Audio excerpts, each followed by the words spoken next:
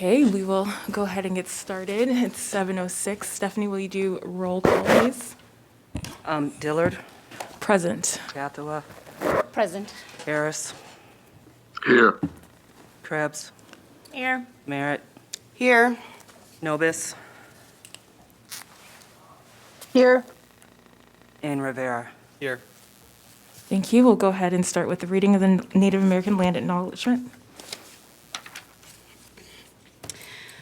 We meet today in the community of Iowa City, which now occupies the homelands of Native American nations to whom we owe our commitment and dedication.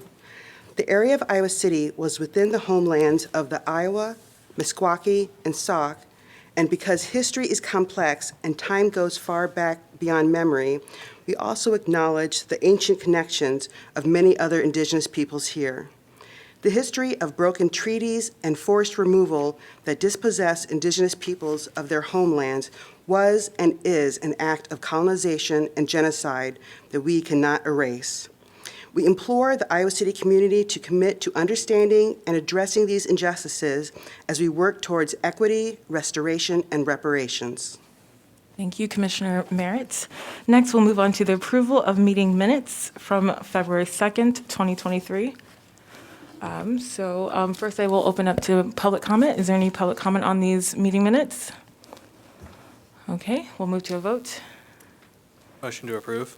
I second. Thank you. Been properly moved and seconded to approve the meeting minutes from February 2nd, 2023. Commissioner Dillard, Yes. Gathua, Yes. Harris,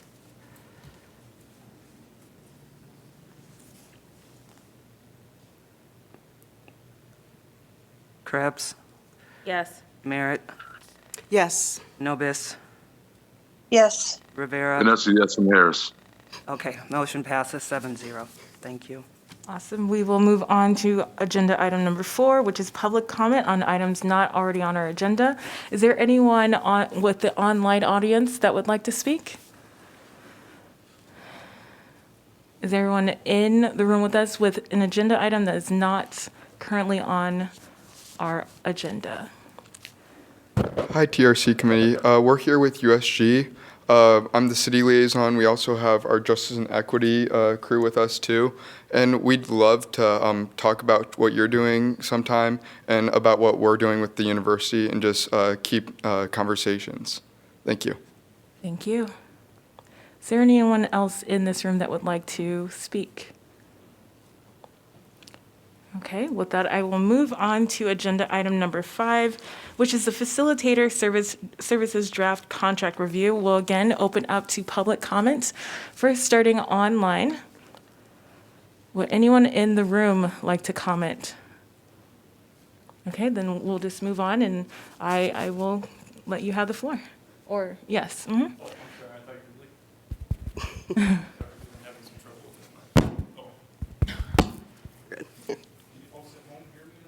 don't think so. I think, you want to switch it out with the, just take the one from the podium. Take that one back.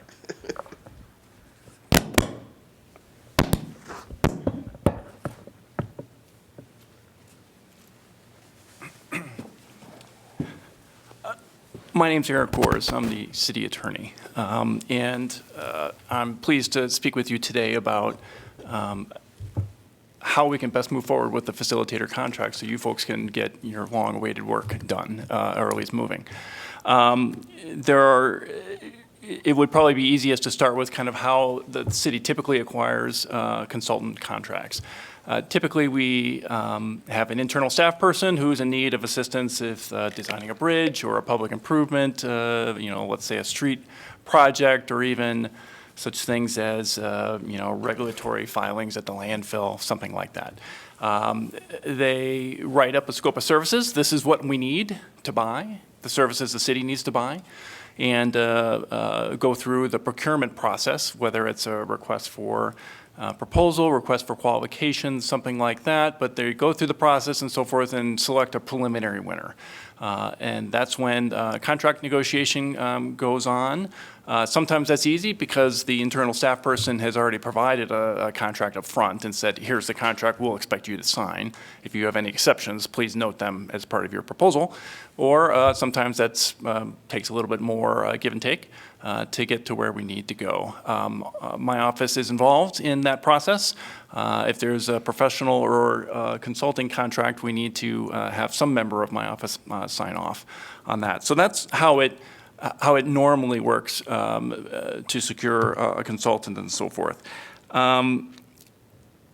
What's unusual here, as you already know, is that the work that the Truth and Reconciliation Commission is doing is not typical of the work that the city does and so forth. And so we don't have the wealth and benefit of experience about writing up a scope of services to see exactly what it is we would need and so forth. And so we instead have been somewhat reliant on the consultants who have been interested in doing this work provide some suggestions for how they would propose that we move forward.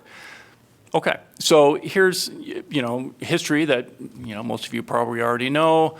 City Council approved a budget, that TRC went through a request for proposal and found a preliminary winner. That preliminary winner was Kearns and West. They had a budget of just under $200,000, and City Council approved that budget for just under $200,000. But as you're also surely aware, City Council ultimately did not approve that contract. I should note that they need to approve every contract over $60,000. The city manager has authority for professional, technical, and consultant contracts of up to $60,000. So they declined to approve that contract and sent it back to this body for some additional work and with some clarifications as to what they'd like to see. I think their interest was in more local involvement. And there was more work done by local consultants.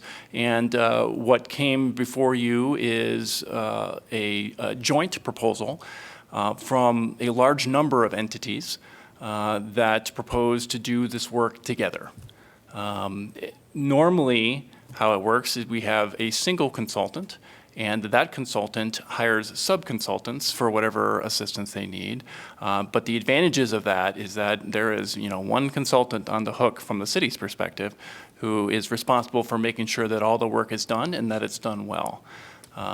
In a case like this, it's super important that we have the scope of services nailed down for each of these different consultants because at present, there is no single consultant who's been willing to step forward and say, I will be the general contractor, so to speak, and take ultimate responsibility for the work of this commission or facilitating the work of this commission moving forward.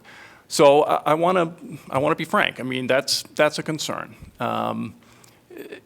We obviously want to set this commission up to succeed and not to get bogged down in either debates about who among the consultants or even between the consultants and the city, because part of this proposal includes quite a bit of work by city staff unidentified at present. But if this body approves and the city council approves, city staff under the city manager's guidance will figure out that part of it.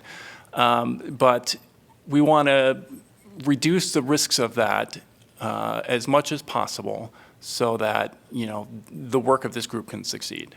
And so one of the things I wanted to do tonight is go through, you've got in your packet the various consultant contracts from the various entities that are present or involved in this work, and just make sure that you folks are satisfied that what you want to see these consultants done or do is represented here, represented in these contracts. And I really can't emphasize this enough. This is your time. This is your moment to make sure that we get this right. Now, don't get me wrong. I mean, don't feel like, if you feel like you need to give it some more thought, we can, talk about it more at your next meeting, and I'd be happy to do that. But the point I really want to emphasize is that it's key that you folks are completely satisfied that the work you want to see done is represented in the scope of services of these various consultant agreements, and that there's nothing missing from any of those, that you're okay with the structure of the agreement, that is, with all these different entities. A little bit more on the various entities. Some of the contracts, of which there are 4 that I've prepared and submitted for your consideration, have more than one legal entity between them. Native partners, for example, 3 native partners, they go back and forth with those names, but there's no legal entity there. And so they've asked that each of the 3 individuals be listed, and so there will be 3 parties individually signing on the other side of that contract. Again, normally as a lawyer, that gives me concern if one person decides that they no longer to take part in the process, what then? Do the other 2 just pick up the work? Are they compensated in that fashion, or do they have the capacity to do that? You get the idea. One of the other local groups is the Healing Partners, and there are 2 legal entities involved there, Astig Planning and Eastern Iowa Mediation of Eastern, sorry, I get the name wrong, Eastern Iowa Mediation Services, I believe it is. So, and they proposed that they would do their portion of the work together between the 2 of them, and so that's one more contract with 2 parties between them. Think Peace is another one of the entities. I looked for the legal entity of Think Peace, could not find it. I did find some information to suggest that they might be part of a different foundation. So I've written it up in that fashion, that the foundation would be the signatory on the other end. I remain open to them telling me that I'm wrong about that, or that there is a legal entity that I wasn't able to find. But we can talk that through with the other side of that contract. And finally, Kearns and West. Kearns and West is a legal entity.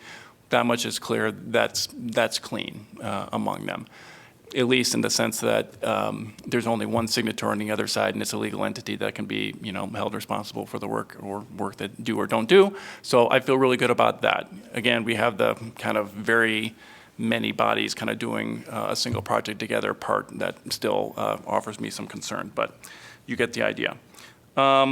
So we have taken these contracts, or I should say that I believe this body approved the proposal that was brought to you, this joint proposal from all these various entities. And it came back to city staff, and city staff reviewed the proposals and had some questions. And so we reached out and got some answers to a good number of the questions and so forth. Some of them remain outstanding. Some of the questions, particularly some of the financial questions, remain outstanding. Some of them have changed a number of times during the course of those negotiations. I shouldn't say negotiations, really questions that we've been asking to make sure that we understand what services are going to be provided and how much will be charged for them to provide those services. And I'm still waiting to hear back from a couple of those contracts. That's something that may give you pause as well as to whether or not you feel comfortable moving forward or not. But that's where we are. So we're back to you. And I want, as I mentioned earlier, to hear your thoughts, your concerns, your review of each of these contracts to make sure that the scope of services accurately, contains what you want to see done. And when you are satisfied with these contracts and so forth, then and only then will I send them out to the consultants. Now, the consultants, may have some changes that they would like to see done, and we'll have those conversations in good faith, and hopefully we can reach some agreement on all of that, and all of that being both scope of services, the terms and conditions about liability and indemnification, that stuff that we lawyers like to talk about, and then of course the compensation. When this body with city staff's assistance and each of the consultants are satisfied that they have signed off on their end, that they're satisfied with what's present, then we would go back to city council and seek their approval, because it's, again, a contract that's worth over $60,000, quite a bit more than $60,000. It's now over $500,000 total. So that's where we're at. Much of the contract just includes exhibits that are incorporated into the contracts that include the summary proposal and kind of what each of these various groups or entities will be doing as part of their work. And so instead of kind of carving everything out, we just put it all there because that was provided to us in a single document, and I like that because then I presume that all the consultants have seen that document and are all in agreement with that document, and thus there's some division of labor that seems to be already accomplished, and so we like that. Similarly, there's a spreadsheet. The spreadsheets have varying degree of details. They, of course, all include financial components of the contract, various hourly rates that are charged, how much they believe how much time, I should say, will be needed in order to complete the work, whether they get compensated for travel or not, how they're compensated for travel, all of those kind of things. And some of them also contain a good bit of detail about exactly what it is that they're going to be doing for work. Kearns and West notably is pretty detailed in that regard. So that's what I got. I've been talking at you for quite a while now. Why don't I take a breath and pause and see if you folks have any questions or concerns for me at this point. And when we're done with that, I'd like to just go through the consultant contracts one by one and see what work we can do. This is Commissioner Merritt, so how many entities did you say that you did not find, or how many consultants or else you did not find a legal entity for? Right. So 3 Native partners answered explicitly that there is no legal entity and asked us to just list their 3 individual names separately. So we got that done. Think Peace is the one that I assumed going into this was a legal entity, but I could find no evidence that there is a legal. And to be clear, it's not like they said that they're a legal entity or anything, but I couldn't find any evidence of that other than seeing at least one of the names I had seen associated with that group being described as being in Think Peace, an initiative of the, I think, Mary Hoke Foundation or something. I'd have to go back and look at it to make sure I get that straight. And so I would probably look to that foundation's guidance and, of course, Think Peace's guidance to see, to make sure I've got that straight. I want to do what they want to see done, but I also would love to see a legal entity on the other side. Be registered with the Secretary of State, that type of. Yeah, that they're legally incorporated as a corporation or an LLC or a partnership or any of those other kind of non-personal legal entities. Otherwise, I would need to know who the individuals are who are taking responsibility and have them sign in their individual capacity, much like the 3 Native Partners contract is set up. So those are the 2. The other one, the Healing Partners, has 2 entities, but from the best I can see, those are both separate legal entities. They're present. Okay. And Kearns and West is a legal entity as well. My experience is, with contracts with the city is very similar to what you're used to. So, especially the ones with their individuals, that they're signing as individuals, would you be, or would the city be looking for them to have a bond? Honestly, I'm trying to think of the last time we've signed a consultant agreement with an individual. It does not happen a lot. Oftentimes, at least the ones I can remember, were very small contracts, and we did not get a bond because we didn't think it was warranted. I mean, like $5,000 contracts, things like that. That's something we could consider. Again, I'm a little concerned about the scenario of, one or more. I don't want to pick on 3 Native Partners, but because they're the only ones who kind of fit into this category at the moment, if one or more of them decide that they no longer wish to take part in this work and so forth, what would happen? It certainly wouldn't want to put them in any single individual in a position of being forced to do the work or something like that. Although if they were a legal entity, that's exactly what we would do. We would say, 1, 2, 3 consultants, you have signed off on this work. Mm-hmm. Maybe it's not going to be by John Smith, but you better send Paul Jones over here to get this work done. That kind of thing. We probably would not want to do that with 3 individuals, but again, I'm not sure what would be the result of such a decision. Yeah, go. I see that Eric has his hand up. Would you like to go, Eric? Yes, I will. So part of this proposal, I don't understand it.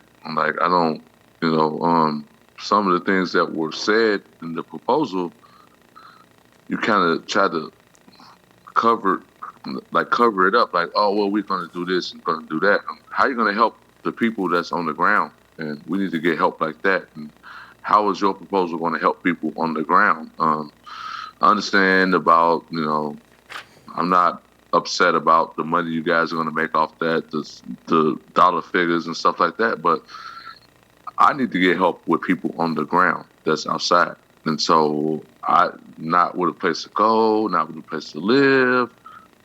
That's things I need to get help with. I don't know how that proposal and the money you're talking about and things like that, I don't know how that's going to help those people.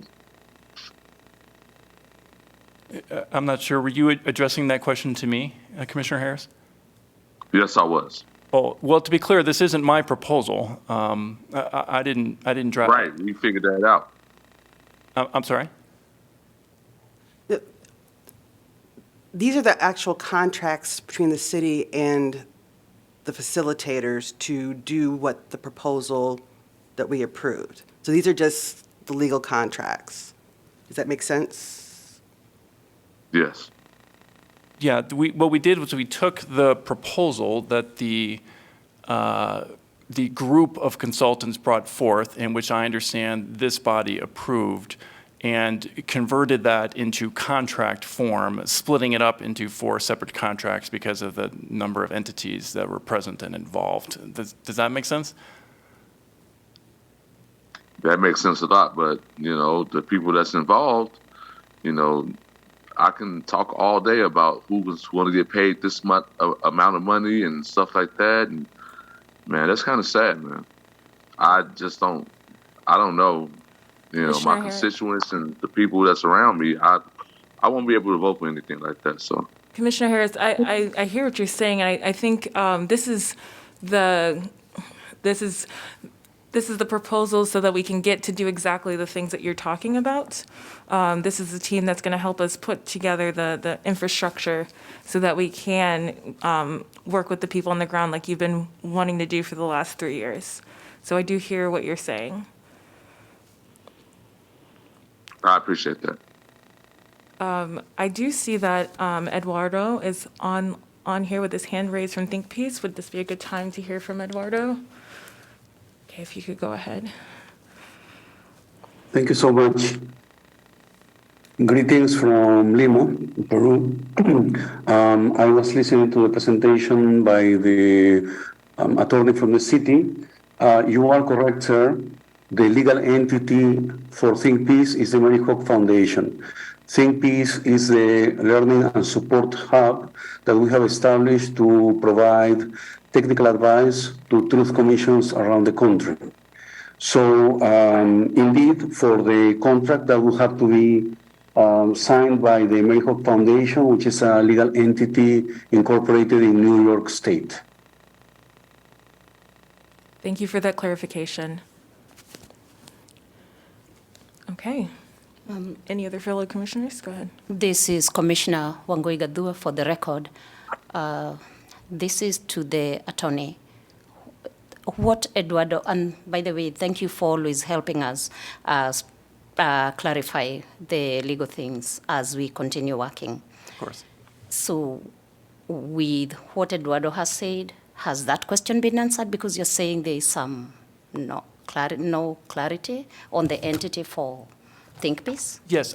What I understood his comment to be was that I correctly understood the legal entity involved. Mm-hmm. And I'm sorry, I don't have, oh yeah, I do have it on the first page here. The Mary Hock or Hoke, I may be mispronouncing that, Foundation Limited, and Mr. Sorry?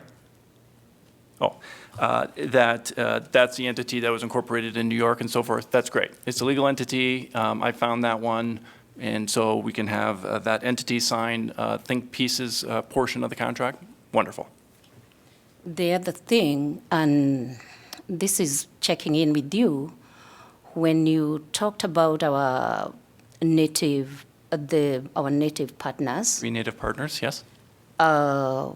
You said even if, this is my understanding, that even if they will come in as three individuals for legal purposes, this will not make the process not go forward, but down the road, I'm thinking if one left, we might be left having to deal with holding a baby and how to resolve that.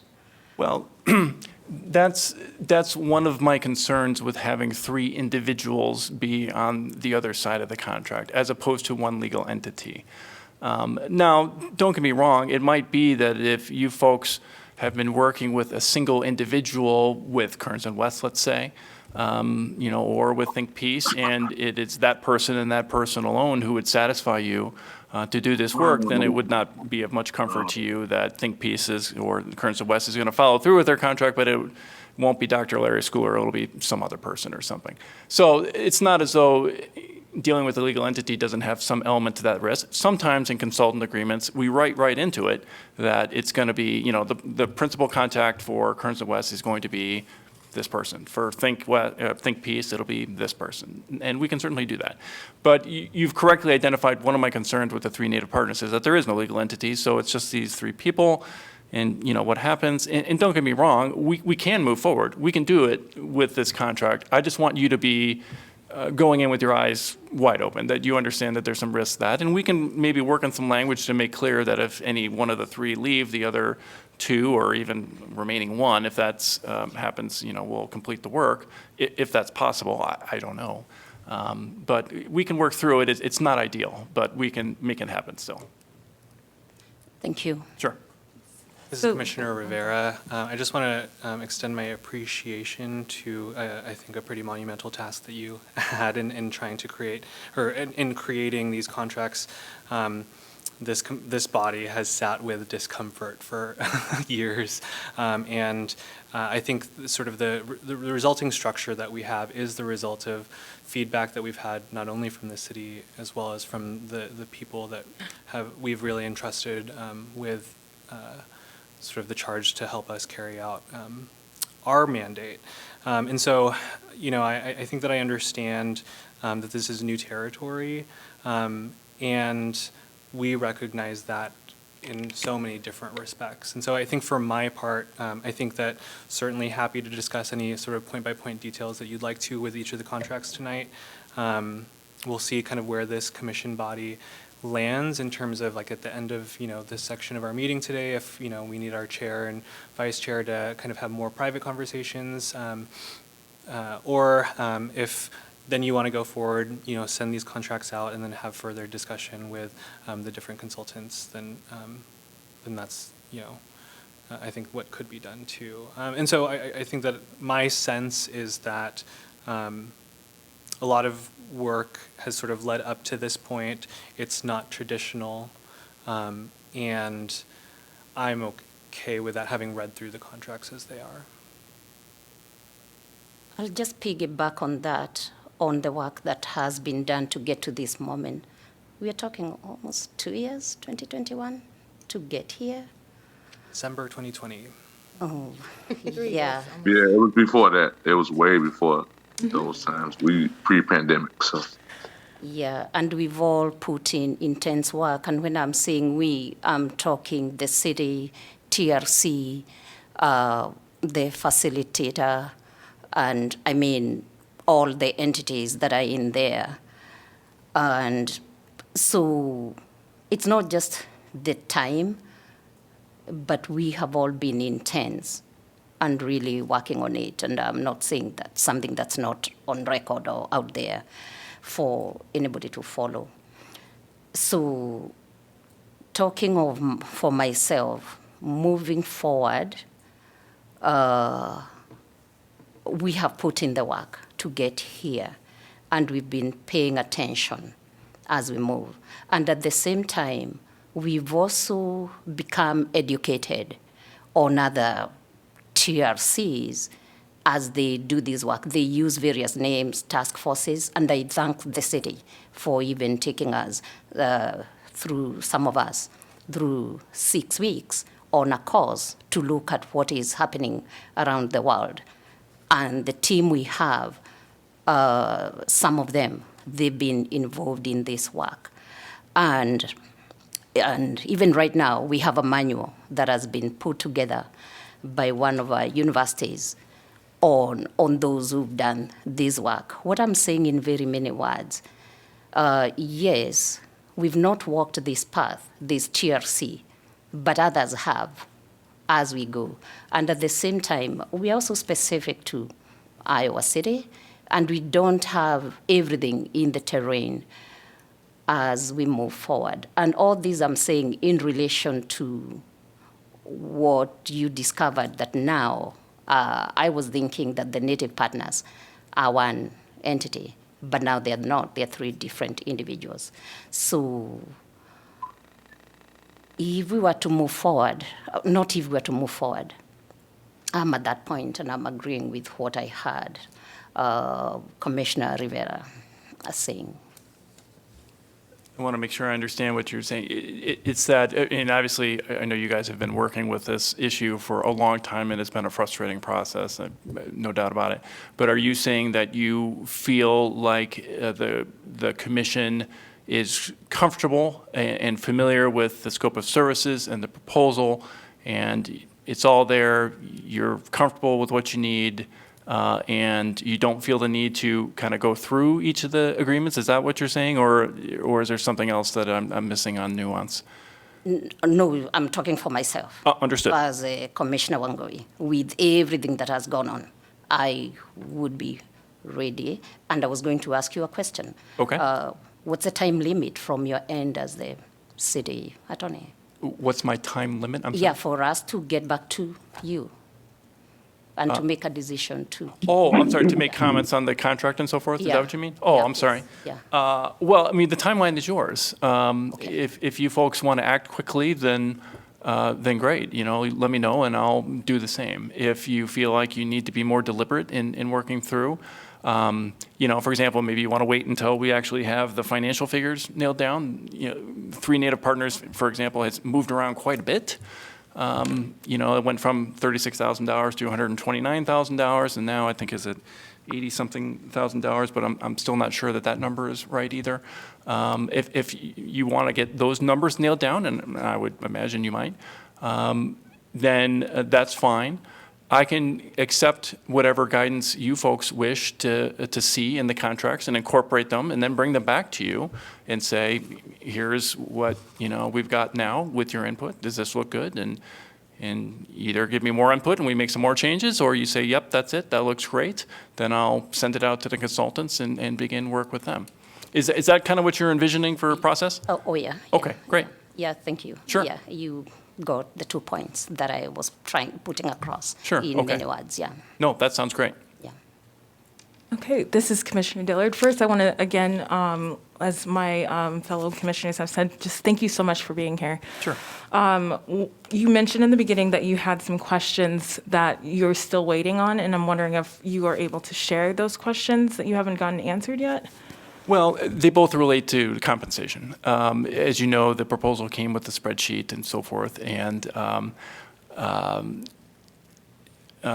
staff has gone through it and to make sure we fully understand, you know, the numbers and performing due diligence, as we always do when we review consultant contracts, to make sure that everything is clear so that all parties involved understand exactly what the expectations are and how much they'll be paid for those, you know, services and so forth. And some of the numbers didn't add up quite right, and so we've been in communication with the consultants to point out those differences and ask those questions. And there's been some back and forth, particularly with Native Partners, about those numbers and so forth. But I'm still waiting to hear back from the Healing Partners portion of it and the Native Partners portion of the contract. Okay, thank you. Sure. I know V is here. V is here. Would you like to speak on that? Oh, yeah, please. Yeah, V Fix My Rise, SC Planning. Thank you for, you know, this opportunity. Certainly been a long time coming. The financial piece, so I just wanted to speak to that specifically. With the Native Partners, yes, it is, you know, 3 Native Partners that we're working with, and I think it is really incredible that it's going to be something kind of new that is being created. And so there has been some back and forth as to what would that look like, which kind of speaks to what Eric was saying. In the end, we came to a place where the 3 Native Partners that we were working with were like, hey, we want to sit down and actually create a document, create something physical as a deliverable. And so that kind of switched around some of the like, well, what do you think it would take and how much? So that was kind of a deliverable that they wanted to offer. And so that just took a little bit to negotiate and figure out. And then also my Excel spreadsheet capabilities. So I made some errors. I'll be totally honest. I'm human. I made some errors, and it helps. I think that my ninth grade math teacher would be proud of the fact that I broke everything out, and that actually solved the problem. So, and I had just a few questions that I was trying to get some answers on, and I think that we're literally tonight or tomorrow should have those final figures. I think at this point, Eric had some good questions. I'm trying to just nail down, and they're much smaller figures than what we were looking at before. You know, as he was saying, they kind of swung really wildly. At this point, they're very close. So I just wanted to say that was my bad, and also that there was just some deeper communication as to what Native Partners wanted to offer the commission, and so they had some discussion around that amongst themselves, and it just took a minute to get back to us. So I wanted to speak to that piece specifically, and also apologize for my Excel spreadsheet skills. I just needed to break things out. Would you mind summarizing some of those, like how the conversations have evolved with the Native Partners? Yeah, so I will be honest, Annie Tucker has really been the one that's been leading that, and unfortunately, she has a family member in the hospital, so she couldn't be here tonight. But unless she's on. Yeah, no. Yeah. Okay. Did you want to say something, Commissioner Harris? Sorry, I just saw your hand raised. I think he's still waiting to ask another question. Okay. So, yes, there was a conversation initially, or not initially, when we were kind of looking at the contracts, what the Native Partners wanted to be involved with, whether that was like final recommendations, how often they wanted to be here. And we had those initial discussions with them already, but now we were trying to get to like, the nuts and bolts. Like, okay, so what do you think it'll take? Where do you live? Can we calculate the mileage? It was those kinds of conversations that we were having, or I should say Annie was having, but also a really robust conversation around what could be offered to the commission in terms of a document. So the healing circles that we've been talking about, Monape came and did some with some of the commissioners, and the idea was that T, and then also, and I'm blanking on her name right now. Why am I blanking on her name? I apologize. Yeah, they're in the contract. Danielle Wanati. Danielle, thank you, Sakawas, Danielle. That they also wanted to create an Iowa-based healing circle because they recognize that their cultural foundation, and Sakawas, please jump in here if you think that I'm misspeaking, but the foundation of the healing circles and where they come from culturally didn't want to be appropriated, but they felt as though they wanted, in order to kind of move through that, they wanted to create something new for Iowa with Iowans. So this is something that has never been done before, and the scope of it was, a series of sessions where we're literally coming together and just quite frankly figuring that out. It's not that they don't have templates and ideas, they do this type of work. It's just never been done for Iowa. And the three of them coming together was also unique. And I know Danielle has spoken extensively about, her father had done a lot of this work, and so she really feels a calling to do it too, and wanting to do it in Iowa as well. And then T has extensive work, all over the Midwest in particular, and working with healing circles, working with, prisoners, and so just a wealth of experience, and we kind of tried to capture that into what would that look like for Iowa. So that's kind of what you see in their proposal section, was what that came out of. And so I think Monape was going to try and jump on the call, but I don't know. I know he was in Canada for a while. I did see his name on there. There he is, yeah. Monape, I didn't know. I wanted to leave that open. If I mischaracterized something, or please clarify. Hello, everybody. Monape Lemire here. Thank you for working with me out of the country. But we did some very important work with different traditional diplomats in Dakota Territory.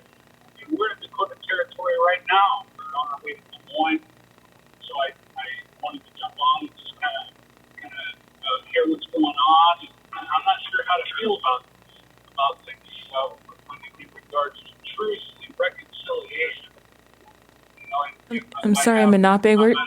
Can you hear me right now? We're really having trouble hearing you. It sounds like you're really far away. Are you on speaker? Yes, I am. Can you take it off? Maybe that'll help. Yeah. How's that? Can you hear me? Way better. Could you Oh my start from God, the... so much better. I'm sorry. Thank Could you. you start all over? We did not catch that. Yes. So I thank you very much. I thank you for working with me through the technical issues of crossing a border and trying to get back in time or get reconnected in time for this meeting. And my understanding is that we communicated immediately with one another to dot all the I's and cross the T's and such. And my understanding is almost as if when we say that we are, how are we legal? The land that you sit on in Iowa City and in the state of Iowa was given by my forefathers in treaty. We're the landlords of this country, so I'm not sure I understand what you mean by legal. And my resume speaks to speaking internationally at the United Nations and all over Indian Territory. And I want to do the best I can for Iowa City and the state of Iowa. But I'm having some different feelings, strange feelings about this meeting. I'm not understanding what you mean by me being legal or not legal. Maybe I need to forward you my resume, but we do a tremendous amount of work with the disparities that our Indian people suffer in this state and nationally, and I'm really eager to work with this group, but I'm really not understanding what you mean by legal, and I would challenge the Iowa City, the attorney, to find somebody with a better resume in Indian country than us three. And so I think you probably have to go out of the state of Iowa, and we've given a lot of blood, sweat, and tears just in Sioux City, just in Woodbury County, with the largest Indian population in Sioux City. And I want to remind everybody that there's no Indian Center in Sioux City. There's no Indian Center in Iowa. Those are very privately funded grassroots programs. And we're very proud of the work that we do to try to change, to try to find some social justice reform in many different aspects of the system. And so I'm a little frustrated with how we want to say legal or not legal. Are they, I carry a government status with the United Nations. So if you need that resume, I can forward that to you. That's no problem. As far as Danielle and Terry or T. Medina, we bring them in because the Meskwaki Nation, Terry Medina's Santee, and these are the people that have occupied this territory for thousands of years, and so there's a very special understanding. And plus, Danielle is a woman; she's a matriarch of her people, and so I want to call to that. I just want to humbly remind everybody to just we want to work. We want to do this work. We're eager and we're excited for Iowa City, but at the same time, there's these I would just say bumps in the road, and maybe I can get some clarification on what you mean by legal. Thank you. Certainly. I'll start by offering my apology. I did not intend to suggest that any of the consultants who are being proposed for your work are not qualified. I certainly am not saying that. I had said that the Three Native Partners Group were not a legal entity. There is not a corporation. There is not a limited liability corporation or partnership, anything like that. They are acting. If there needs to be a limited liability company that houses the Native folks, that would we would, as Great Plains Action Society, would gladly do that. Well, to be clear, would the Great Plains Action Society be the legal entity signing the contract in this case? I mean, we can. I mean, we're a 501c3, a 501c4, but of course, I'd have to find out if And there's I a can conflict of interest. So Subscribe to that I'm just because saying, yeah. Yeah, Sorry. the other problem with that is that, Sikawas, you're a commissioner, and I don't think that your agency could be a contractual party to this because Okay, of 362.5. Just making sure. Yeah, fair But, question, we I do have appreciate the other- suggestion. We do have other organizations that we can house like these folks under if that's what needs to be done. Well, it's not so much a matter of housing these individuals. It's whether these individuals wish to be grouped together in a legally binding partnership in some fashion. And I'm not here to say that they should. I mean, that's a decision that's entirely up to them. And as I suggested in response to commissioner questions earlier, we can do this contract with individuals. I'm just saying it comes with some risks to this commission. Compared to contracting with a legal entity. But I don't want to get hung up on that. Let me be clear. That's not a serious, I don't see that as a stumbling block. You're saying in lieu of a legal entity like an LLC, this contract as it's written is for 3 individuals under, that native partnership section of the contract. And so we as a commission can move forward with that, or we can have more conversations with our native partners to see if they're comfortable with that. And we have to just understand as a body, like, what the risk is. Should any one member of, those 3 or any multitude of those members of those 3 decide not to fulfill their portion of the contract, right? I wanted to see if Menape, if that answered your questions or concerns. Yeah, I think that we would be able, we want to make this pretty efficient for you guys, so I think we can make that decision fairly quickly for you. Thank you, Menape. May I just say one Oh, thing? yes, go ahead, V. As a consultant, having an LLC. You want to talk in the mic a Sorry, little more? as a consultant, having an LLC and being a legal entity, I carry insurance. That's basically what it is. I think that's what it kind of comes down to oftentimes. Also, I'm not an engineer. We're not building a building. When it comes down to it, you're really asking people, are they going to do the thing that they're going to do? And you have some of the 3 most, qualified individuals. If I was ever to extend individual contracts to folks, working with these 3, even in the capacity that we've worked with them so far, they've done nothing but everything they said they would do. And so I just wanted to put that out there just as a sort of like counterpart to that and kind of in agreement with what you're saying. Just as a consultant, I understand that I am contractually obligated to things, and also stuff happens and things shift, and we shift, as you have been doing for 3 years. So also just wanted to add that, though, as like the bonding issue and things like that, that it's not an engineer's stamp or an architect's stamp, which is a bit different. Thank you for that addition. I wanted to go to Commissioner Harris because he's had his hand up for a long time. Did you have something you wanted to add? Yes, I do. I don't like the contract. It seems like it's like a grab for the money that we have that we need to, it just seems like a thing that is coming through where we need to get these contracts out and get this money and all of that stuff. I'm a poor person. I don't have money. I mean, I have a house, I have a wife and kids and stuff like that, but it's kind of difficult for me to be able to vote for something like that. So I'm going to let it, out and be known that I'm not going to vote for anything like that.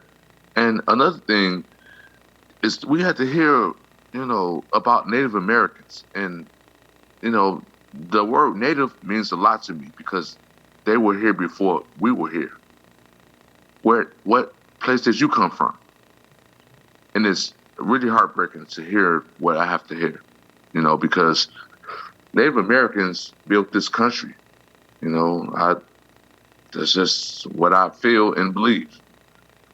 And I saw them, and I know a lot of Native Americans. I know they are really great people, but they have a thing where, if people were not Native Americans, why would the government have to make casinos on their land. I just don't get it. So we can talk about it more. With that, I'm going to yield. Thank you, Commissioner Harris. Are there any other questions or discussions right now? I would love to. I personally would like to go through the different points that you were talking about just to hear what you have to say individually in the contracts. But if there's any other questions, I'd love to move forward on that. Yeah, we can move forward. Did you have something? Well, I have one question that might be part of the points that you're going to address, but I know that one of the things that when we advanced the proposal, we talked about the extension, and since the timing of the contracts and becoming into effect, I wanted to know if the city, if that's going to impact the extension of the, TRC? yeah. That's a city council budget. question, right?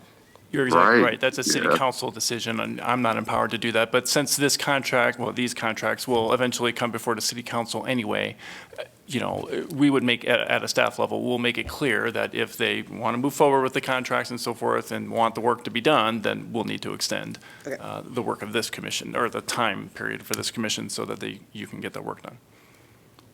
Well, this is Commissioner Harris. How about you just take the money and then we can move on? Because I don't know what's going on. I don't want to hear about contracts, man. With that, I'm going to yield. Thank you again, Commissioner Harris. Commissioner Krebs here. Commissioner Harris, I feel like, is your concern that, we're dealing with the contracts and the budgeting, and then you're kind of wondering, like, where's the money for the people? Exactly. Yep. Where's it going to go? Because I know some guys right now that, we supposed to be about social and racial injustice. I know some guys that's finna go do some murders right now. They want to shoot because their friend got killed, and we not dealing with the stuff that we was contracted to deal with. And it's sad out here right now. And I don't want to hear about people getting contracts and money. It's sad. I'm poor. I don't have any money. I have to pay my property tax every day. And I just don't understand it. I just don't understand why we even discussing this. Commissioner Krebs here. I feel what you're saying, Commissioner Harris. We're working within a system that puts us in these situations, asking for them to essentially solve these problems. And I think that's part of the concerns with the contract and our three Native partners. I can't speak for them, but to have kind of fingers pointed at you about contracts, living in a on your land with people telling you about contracts when they don't adhere to their own contracts. So there's some sticky things that are happening right now, and I feel you. Just to follow up what you said, like even with the natives, you talked about Meskwaki and Squat, those people. I was, I'm sad to say it, but I was in prison with a lot of those guys that were from those reservations and Desset and stuff like that. And it's just sad to me to hear us have to talk about people about how much money they're going to get from the TRC. That doesn't. I'm trying to find a way to be, want to hear about it and listen to it, but I just can't listen to that no more. About how much money and contracts and this, that, and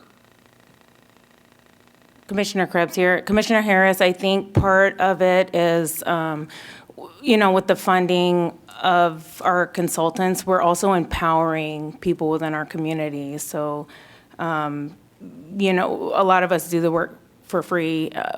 It's good that they're getting paid, but I also understand what you're saying. Where's the money for the people? Where's the money to actually take care of the people?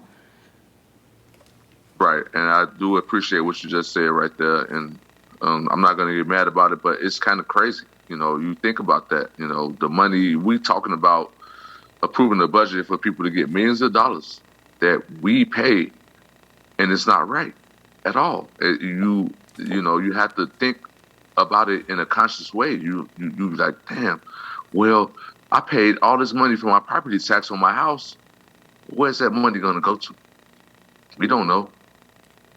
I think I can, I'm going to go ahead and speak for everyone, say I understand your frustration. We're all frustrated too by this long-term process. I mean, obviously, Commissioner Harris, you've been here longer than I have, trying to get towards this goal that started in 2020. And that I assure you that we're all on the same page trying to move forward. But unfortunately, with governmental systems, sometimes we have to do it a certain way. I know that you've been here when we've talked to all the different partners. I know that you've talked to people individually, and I know you know their hearts, and that they're putting their blood, sweat, and tears into this. And this is just one of those pieces to the puzzle that is just so unfortunate. I understand that you're frustrated right now, and you're feeling like you don't want to move in this further. We do have to move further on it. Otherwise, we can't do the work that you're talking about you want to do so badly. And I want to do that so badly too. But to get there, we have to move over this hurdle, which doesn't seem fair, but it's what we have to do. So I hope that you can just find a little bit more patience so that we can move forward just tonight, if that's possible. He exited the Zoom call. Okay. Well, I think we will move on. I'm sorry, I just need to, this is the Cowboys. Can I just say something quickly? Yeah, go ahead. Was there like some anti-Indigenous stuff going on there just now? Like, I just want to clarify that. I didn't hear any answer. I didn't hear any. Okay. I just want to clarify. Okay, Do you want to good. ask your question again? I'm sorry, I didn't. Was there catch it. some anti-Indigenous like rhetoric going on there with Commissioner Harris's words? Like, I just want to clarify that I heard that right. I No, don't. he was standing behind Indigenous people from what I heard. Yeah. Oh, okay. I understood it as like we got casinos, and so like why would we be giving natives all this money? So No, that's not what it was. I What just he wanted was to saying, clarify. this is Commissioner Krebs, what he was saying, he's feeling a lot of frustration right now. He wants to do work. He wants to help people. He doesn't want to sit in 2 more years of, contracts and what are we going to do? He wants it done now. So we're trying to build, now I'm new, so maybe I shouldn't even Okay. speak on this because y'all been working on it for a long time, so I can All definitely right, feel the sorry. frustration. I really heard that in a very different way. But yeah, if everybody else like did not hear it that way, then I'm like gonna stick with what everybody else is, what they heard. And thank you so much. Sorry, but because this is the Truth and Reconciliation Commission, we can't have that kind of stuff like Absolutely. just happen. So I apologize to Commissioner Harris because he's not here, so I couldn't ask him to clarify. But thank you. Thanks for the question, the clarification. If it's okay with everyone, I'd like to go with Eric and move forward, if that's okay. Thank you. Okay. So maybe we'll just go through the contracts in the order in which they appear in your packet, and maybe that would be easiest. The first one, at least in my packet, is Think Peace. Is that the first one you folks have in your packet as well? Yes. Excellent. So again, I've written in the top there that the entity is Think Peace, an initiative of the Mary Hoke, and again, apologies if I'm mispronouncing that, Foundation Limited as consultants. The next several lines are just whereas clauses that kind of lay out as recitals the history of how we got to where we are and kind of setting the stage for the agreement that is the subject matter of the document. It's where we get to the scope of services that we kind of get more to what I normally defer, frankly, to the internal staff person because they're the ones with the expertise, and I assume that they know, what they want to buy. Here, in that case, that's you. And so much of it, as you can see, is just incorporating the proposal summary, which I believe is found at the end of this contract. If you skip a couple pages ahead, you'll see a document which says proposal summary at the top. You there? Okay. So that's kind of the meat of what each of these entities are going to be providing. Here I see Stephanie's got it up on the projector as well for those who are participating in a hybrid fashion. So there, the various consultants have put together the phased approach, and on the bottom part of page 2, give an outline about what each entity is going to be doing in each of the 2 phases. So this is where the rubber hits the road in the agreement. This is the detail of what's going to be provided. And so the scope of services itself in the contract doesn't say a lot other than incorporating this exhibit. It does give some additional details on this, and I believe several of the other ones that were added in response to the answers we received from the consultants when we asked them some questions and clarifications. So it's those 2 things, essentially. The proposal summary that you have that is a total of 2 pages long, and the additional details that you see at the bottom of page 1 of the consultant contract agreement or page 5 of your packet. So I guess my question to you is, looking at those 2 documents, if you will, and to be clear, the scope of services on page 5 of the packet, the first page of the consultant agreement, goes on to the next page with some additional detail, and then gets to the issue of deliverables. Of course, those are, what are you folks going to end up with in your hands at the end, a document or otherwise. And finally, I shouldn't say finally, but well, let me stop and pause there for a moment. I'm sorry, I don't want to rush ahead. I don't really have any questions about, what's written in the proposal and so forth. For me, it's just making sure that you folks are satisfied with what you see and that you feel like you've got what you need in order for you to do your work.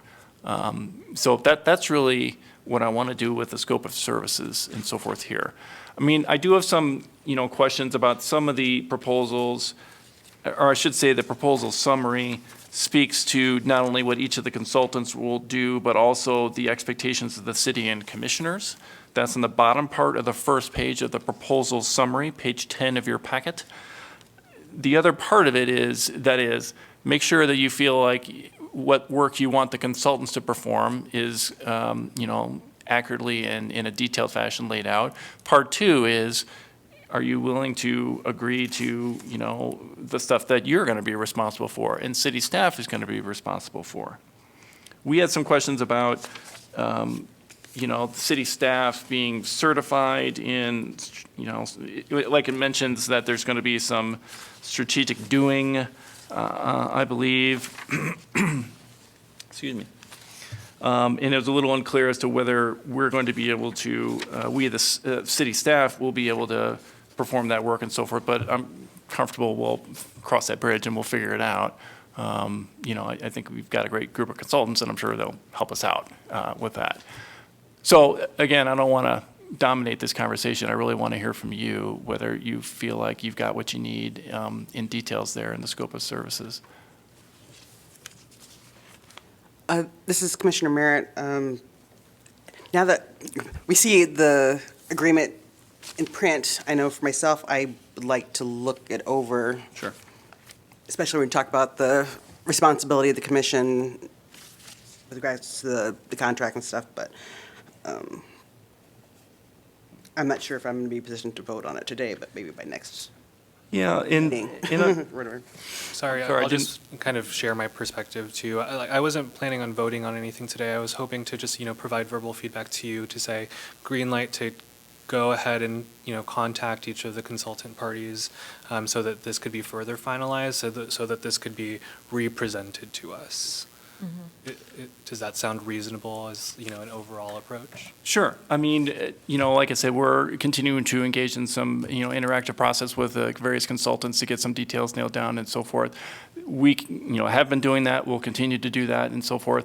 But at some point, we need to, and I understand you need some time to review it, and so maybe that's next meeting or whenever, it's really your timeline about when you'd like to provide that. To us so that we can, for example, if you want to add some things, like, no, we need to have someone do this or someone do that, and we as a commission or staff aren't able to do these things, okay, then, we can make some changes. But I need that from you. I don't know. I don't have any expertise in this area, so I don't really know what to put in there. So my question is, everything that's been listed that has been deemed that we, or like the city staff, has that been sanctioned that city staff will be able to perform those? I mean, are we agreeing to something we can't agree to yet? Well, I mean, I feel like, sorry. I mean, if that's what you folks are willing to agree to, and city council, who will have a similar understanding, you know, is willing to agree to it too, then we'll make it happen. I mean, you know, city council will obviously need to, you know, give the resources to, you know, to make it happen. And if they're not, they won't. You know, that's just kind of where it is. But don't feel like you folks need to kind of figure out, you know, city staffing issues or something. I mean, you know, city manager and city staff, and we'll take care of that part of it. But, yeah. And I'm sorry, one thing I wanted to clarify, I'm actually seeing that the proposal part that has been, the proposal summary here only appears to be 2 pages. The copy I've got is 5 pages, so I need to make sure, I'm sure that that's my fault. So let me make sure that you folks have the whole proposal. I mean, it's the same proposal that you folks already approved, so maybe you've already got it somewhere, but I want to make sure we're all singing from the same hymnal and you know, making comments on the same set of documents. So let me make sure that you folks all have that. The proposal does appear in full, amended to some of the other contracts that are in the packet. Okay, you got all 5 pages worth? Yeah, so packet pages 36 through, oh, it looks like something got Yep. doubled, okay. but like 36 through 39 has 4 of the pages. Anywho, I did want to point out, yes, that this commission has voted to approve the proposal, and I hope that means that we agreed to do the work that we're expected to do. Right.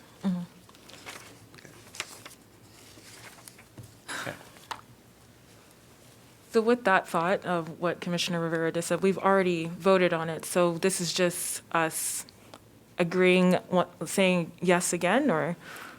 Well, I guess I would characterize it as speak now or forever hold your peace. I mean, this is your Okay. last chance to consider everything in its totality. And especially given that I'm bringing forth to you these 4 separate contracts, which you did not know that that's how they're going to be structured. There are actually more than 4 kind of either individuals or entities involved, but that's how I propose that we put it all together. And if you folks are confident that the proposal looks exactly how you like it, everything you want is there, everything that you're agreeing to do, you're willing and able to do, albeit with staff assistance that'll have to, you know, come from council approval and so forth, then great, then you're there. I just didn't know, I mean, part of it, one of my hesitations is that, you know, we're still trying to figure out the money. I don't have a figure for you tonight about what this is going to cost you. If that's something that matters to you, then I'll need to get that to you so that you have that. That's at least one significant detail that we'd want to get nailed down. And I understand that you will be having follow-up conversations with the consultants so that when this does get represented to us, we'll have firm figures. Sure. Well, so my question is, do you expect that you folks would like to take some time and offer some proposed changes and so forth? Or do you feel like, nope, we've got everything nailed down and get the money, you know, figures figured out and send it to us and we'll say, great, that sounds good? Or what's your pleasure? Before we get to that, I wanted to ask, supposing we say we are moving forward, what happens next? And you sort out those money questions. What happens next? What happens comes after? What happens after we make the decision to move forward? What happens next? Right. So we get the figures nailed down, contracts good in your eyes. Then I send them out to the consultants. Now, of course, many of them are either sitting next to me or, you know, taking part virtually this evening. And so none of this should come as a surprise, but I'll send it to them because they may have changes. You know, they may want to see things altered or amended in the contract because it's not just the proposal. You know, there's terms and conditions that the city includes in all their consultant agreements, and some of those are insurance. And so I'm really looking forward to hearing, you know, responses from the 3 Native Partners individuals, because I don't know if they have insurance. I don't know how they would hope to handle that. That's maybe something we'll need to work through. And we're here for that. I mean, you know, those are discussions that we engage in good faith. And when we're done with all that and we get to the point where, you know, the consultants are willing to sign off an agreement, you know, we staff are willing to sign off to it, not that we're signing it, but, you know, you're willing, we'll bring it back to you. And then you would say, great, these are the contracts that we're good with. We approve these contracts, and then they go to city council, and then they would need to approve them. And then you'd be good to go. So our options as a commission are to say, before you send these out, we want as a body to review these amongst ourselves and then, you know, rediscuss this at our maybe next TRC meeting, and then maybe give, you know, the city attorney a green light to then go talk to the consultants. Or we can say, you know, have those conversations, the sooner the better, so that we can get, you know, the most finalized figures in front of us, and then we kind of make a decision from there. Because you were saying there's one that haven't finalized the numbers. A couple still of the working- contracts are still Okay. up in the air on the numbers. And then once that's done, then the contract would be going out to them to Well, look at, that's my correct? question. I mean, that's up to you. If you feel like you would like to see it again, then I'll bring it back to you again. If you feel like, no, figure out the numbers and whatever they are, that's great. Just go ahead and send them out to the consultants. Okay, I'll do that. I mean, but that's up to you folks and what your comfort level is. Okay.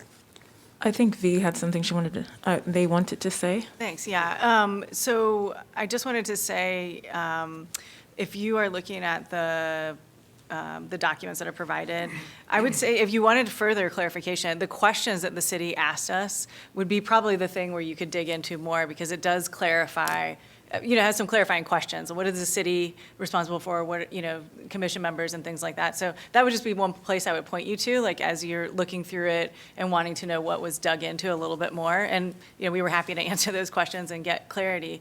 And also, too, I mean, obviously, Eric hasn't sent us these contracts, but it is public record.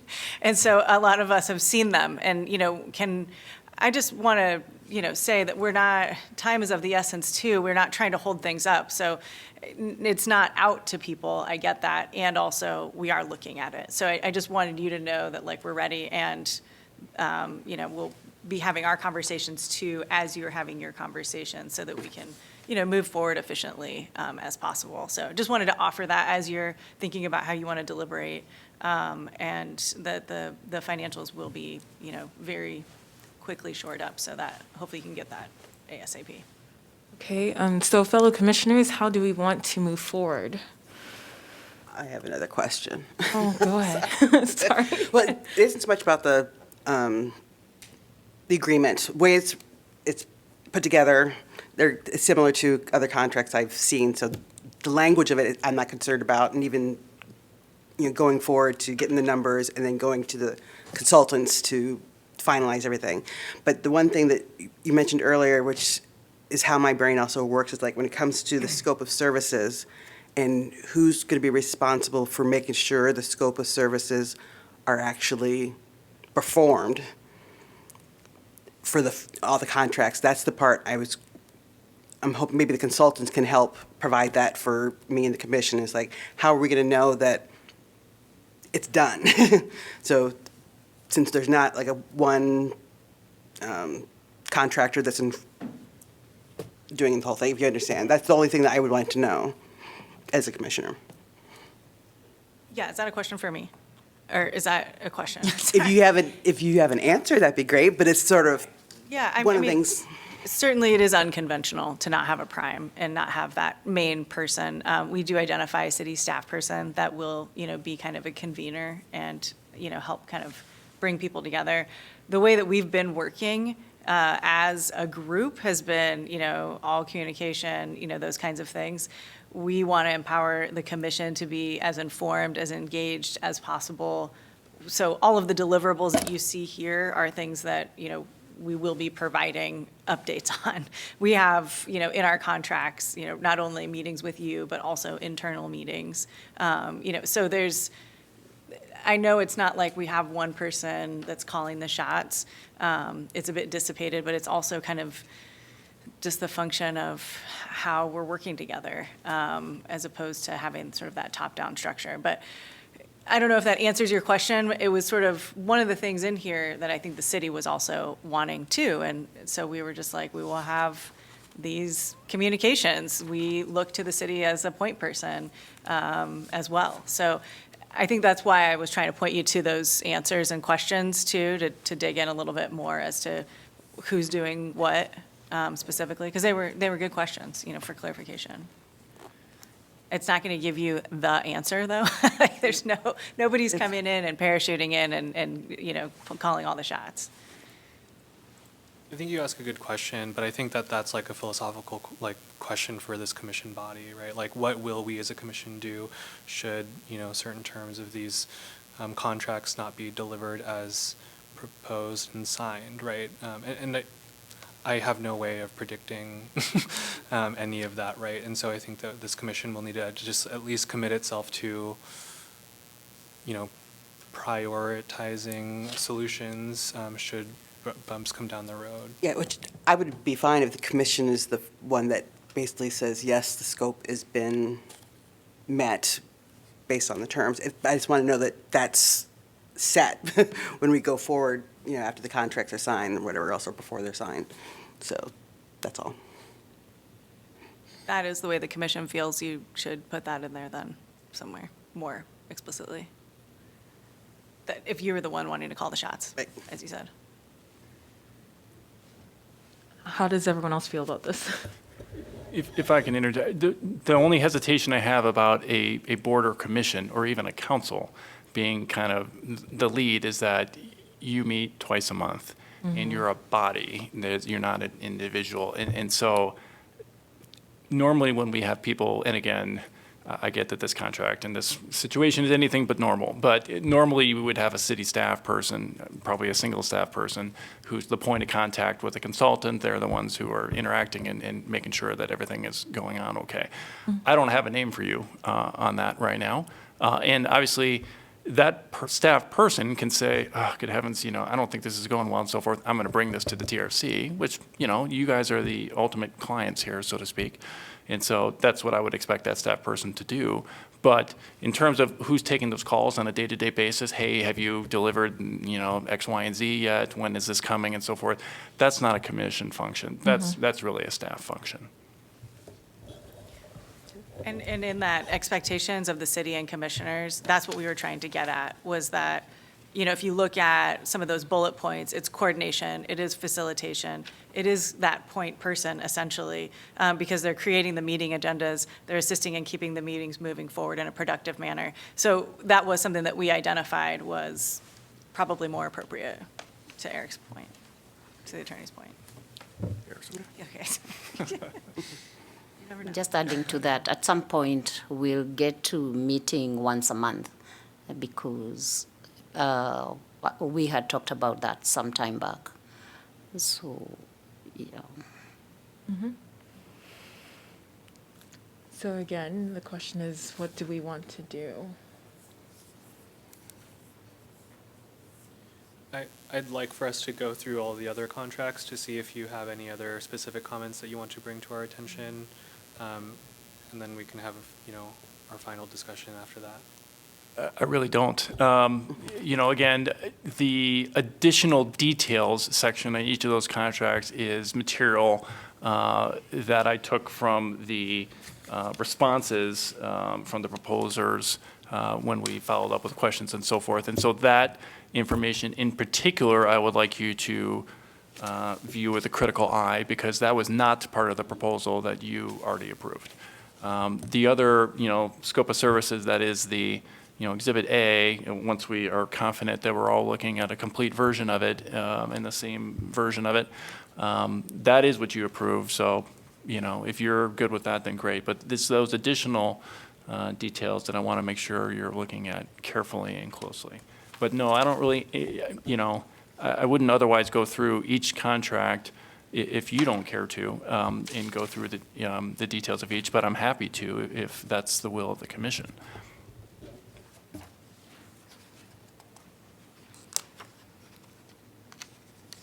Is that what you'd like to do, Commissioner Rivera?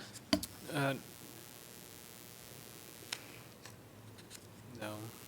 I mean, I'm open to hearing what you guys want to do.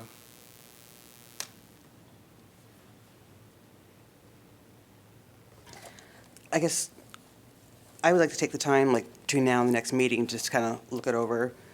Have you continue going, talking to the consultants, trying to get everything finalized, and we meet back next week. And we have questions that come up before then, you know, we can send them to you, whatever else, but I just think it's a matter of sitting down and reading. I think it's going to be a lot easier for us to understand what's going on than what we can go over here.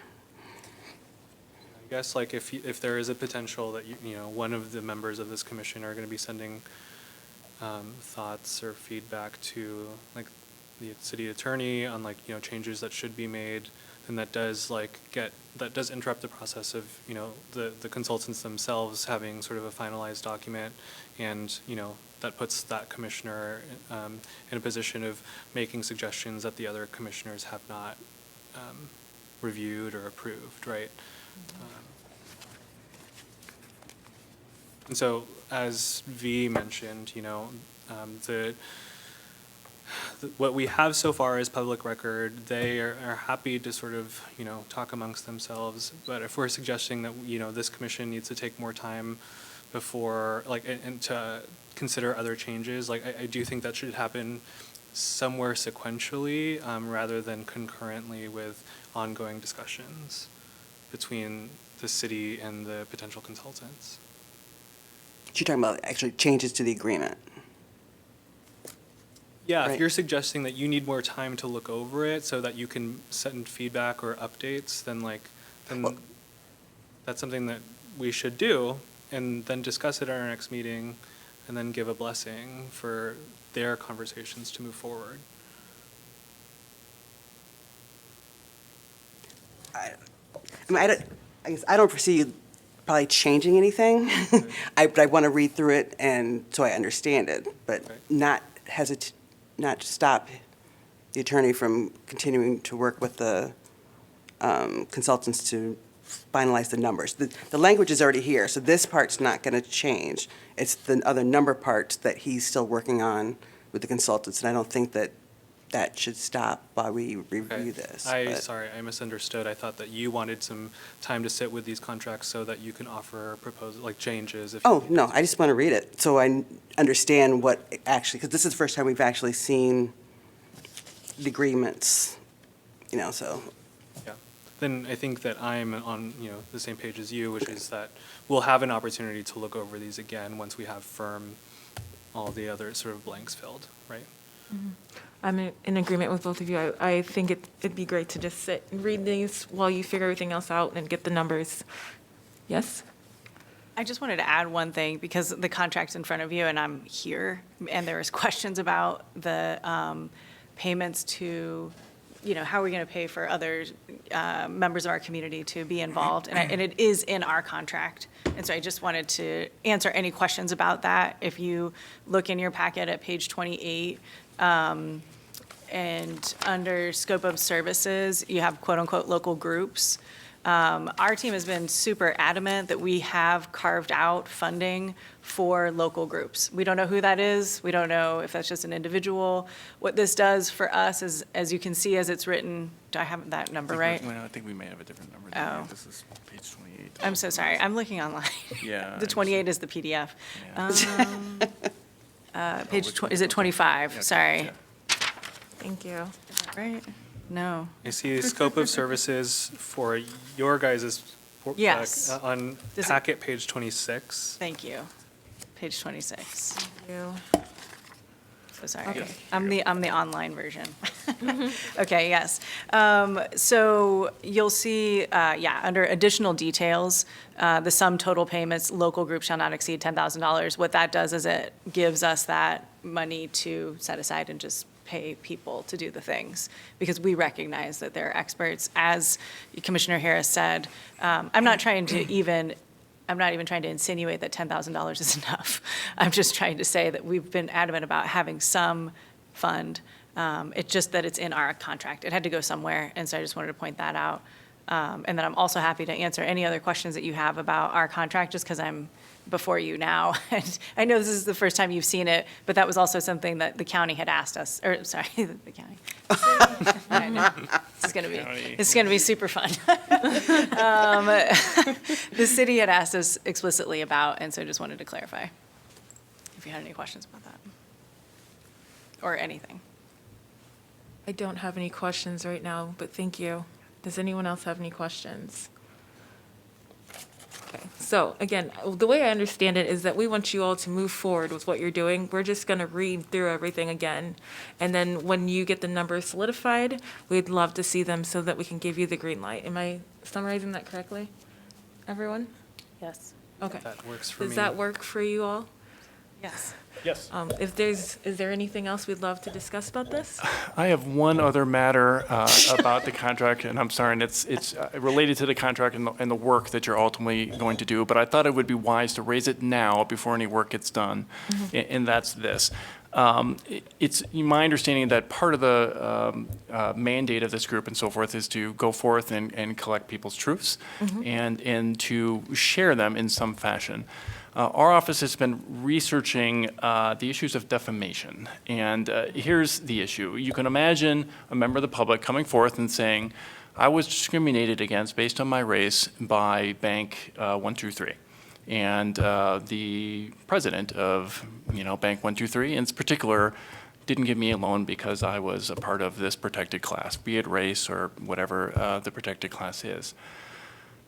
In order to not be sued for defamation, because that would be a de facto defamation, that is basically calling someone a racist no one has to prove that that's offensive or so forth, because no one wants to be called a racist.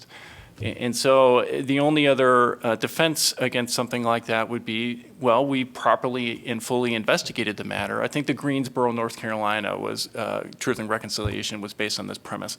They were looking at a single event, as I understood it. Stephanie was kind enough to kind of share with me some of the other models that you folks had been looking at and shared that one, and I liked it. And it was this one event, and that they investigated very thoroughly, and they reported their findings. That's fine. We could do that. But what this group cannot do, because of course you are the city, you are officers of the city, and what you do, the city is doing, and what you do, the city is accountable for. And so what I want to make sure that whatever you do in your work moving forward, it's not or does not include a collection of allegations of racism or any of these other things that are not going to be investigated and then are published.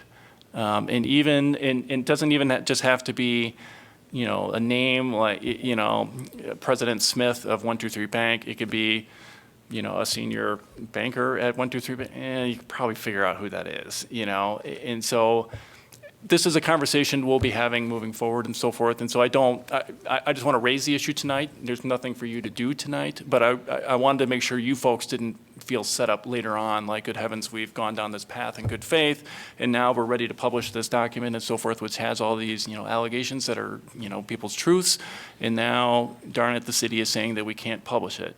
I just wanted to kind of get that out now, so that, we don't have problems later on.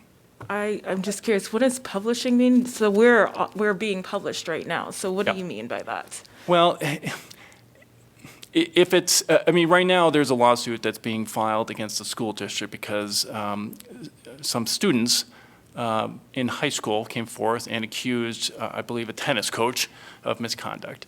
And that tennis coach has sued the school district. And, because their meetings are, as you say, they're broadcast, they're published, and the school district didn't take them down because they're public record, and I think the school district is right about that. No, I don't know how that case is going to be, I don't know how it's going to turn out. But my point is that, yeah, there's some, live possibilities. There are present suits in this city that are based on that kind of thing. And so, we want to, we want to do what we can to, obviously, to make sure that you folks can achieve all the goals that council has laid out for you and so forth. But I just want to make sure that we have these conversations moving forward and so forth, so that we can do that in such a way that your goals can be met without, getting the city sued by a bunch of different folks who feel like they've been defamed.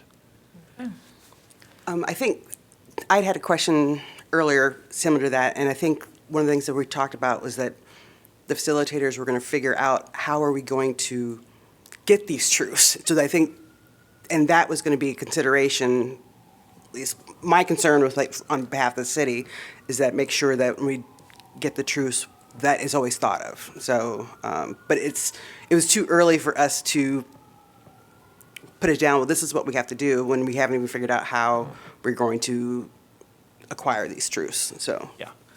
Right. But I just wanted to- it's on the forethought. Yeah, okay, great. I just wanted to kind of lay it out early. Yep. Yeah, great. That's all, thank you. Well, again, thank you very much for your help with all this. Do my fellow commissioners have any other questions or things they want to talk about? Yeah, I just want to follow up of being aware that there can be a lawsuit, yet we are listening to people's truths. And somebody comes forward, I don't know what they're going to say. Right, but there's a couple things. I mean, to use a school district example, all they did, they did not know what these or students were going to be saying. They said their truths. And the school district still has those videos up, and that's it. But is it that, or will you be producing a report at the end? And now, we've got, a city emblem at the bottom of it, and you send it out. Now, maybe you never envisioned any such thing, and that I'm just being a professional worrier, as we lawyers sometimes do, to suggest such a thing could even possibly take place. I don't know. I don't know what shape your work will ultimately take, but it's that kind of thing where it would be hard for us not to say that we published. Something like that. Or it doesn't have to be a written report. It could be, here's a video montage or, 150 hours worth of, people telling their truths. Here's where they are. Please, members of the public, check it out. It would be hard for us to imagine not being on the hook for whatever's contained therein at that point. Yeah. In all of your professional and professional worrying, do you anticipate city or your office coming back to the TRC or our consultants and saying, here's what you can't do in a truth-telling session? Well, it would depend on what if you would ask for that. I mean, maybe that's what you meant. And so if you would ask, certainly we would. If otherwise, I don't see it as our role to show up at every one of your meetings and kind of look over your shoulder. We would want to kind of know what you're, the shape and structure of what you're doing. But I'm struggling to answer your question. Certainly we're here anytime you ask for us. But if you gotten to the point where you were going to put out a product at the end of your work and so forth, I'm confident that we would not have to read every page, but at least look to see what the structure is and have some sense as to what the content is. I want to be clear, you're the city, we're the city. Please don't take this as some kind of censorship or something, but just we need to obviously make sure we're looking out for the, best interests of the city and the city taxpayers and so forth. But in an effort to clarify, what you're saying is if you professionally disagree that we should put it out, then you would tell us that we shouldn't put that out, or you would stop us from putting it out? I don't know if I want to get into those hypotheticals just yet. I don't know. It would depend on what's the plan. And then you've made me go down the path where at some point maybe the city might even separate itself from Commissioner Gadua. Separate from, other than looking at us as TRC or being part of the city, but separate and say that is their own personal thing. And then I'm left, again, dealing with something alone. Right. I don't know if that's something that could be done at the end of the proceeding. I don't know that we would be, if I'm understanding your question, you're saying, for example, you would be a city commission through 95% of your work, and then you'd get to the point where you're ready to publish something, and then you would become a standalone entity not associated with the city anymore, and then publish the work. Is that the hypothetical you're presenting? I'm going to use the example you brought here since it's in public about the tennis coach. Sure. Now that they are suing the district, whether the district can put it on any one of the board members. whether the in a board- personal capacity. Oh, I see. Yeah. Well, I don't represent the school district, and so I don't know if they are bonded and indemnified in the same way city board and commissioners are. I'm not sure. They would certainly be party to the lawsuit, but whether they would be exposed for financial damages, I don't know. I'm not sure how the school district works in that regard. I really didn't mean to take us down this trip, and I'm sorry. I just wanted to raise the issue, and we are here for you. We will work with you. It's my hope that this won't ever be an issue, but I didn't feel like I'd be doing you any favors if I showed up only at the very end and then said, all this great work you've been doing, you can't publish it, or something like that. I didn't think that would be fair. I think our consultants are the professionals that we are relying on to help us with this, and so I think that they understand the importance of it, and it definitely will be something that is addressed, and we'll make sure that the city's in on that.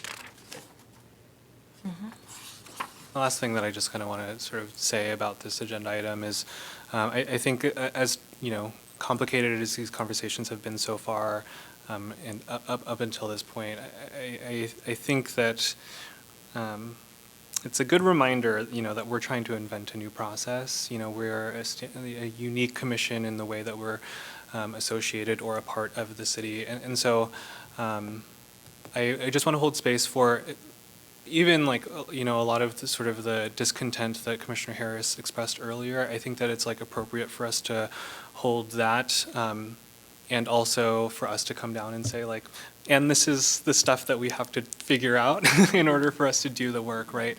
I think that we can lament the fact that we have to sort of work these things out, and we can keep moving forward. And so I just really Absolutely. want to, I respect my fellow commissioners for being engaged in this work. I respect all the people who have been willing to be part of this process with us. Just want to give Stephanie another shout out for everything. That's what I want to say before we move on to the next agenda item. Okay, again, thank you so much. We're going to move on to the next agenda item, which is agenda item number 6, correspondence. We did get an update from the public letter, and I believe there are people in the room that might be wanting to discuss this. Maybe I'm incorrect. Okay. But I have not heard back from anyone regarding the public letter condemning the comments made, but we did get an update, and it has been put into our packet. Are there any comments in the public, online or in person? If not, I'll let commissioners discuss.